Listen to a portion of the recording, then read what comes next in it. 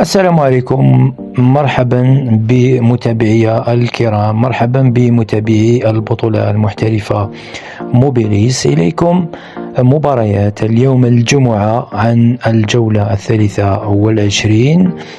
المباراة الأولى ستجمع بين وفاق سطيف وشبيبة الثورة بملعب 8 ماي بسطيف بداية من الساعة 4.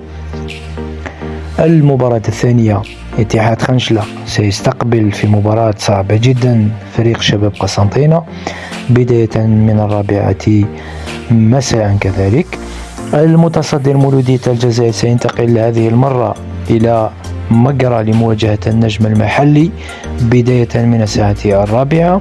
أولمبي شلف هو الآخر سينتقل إلى النازل رسميا إلى المحترف إلى القسم الثاني هوات.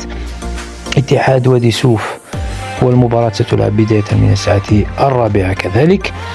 المباراة الأخيرة المعنية بيوم الجمعة هي شباب بلوزداد الذي سيستقبل فيه فريق اتحاد بسكرة بداية من الساعة 6 مساء.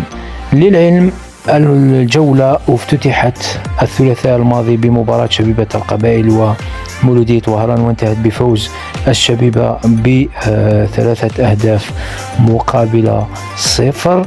إذن مشاهدة ممتعة وإلى الملتقى بحول الله.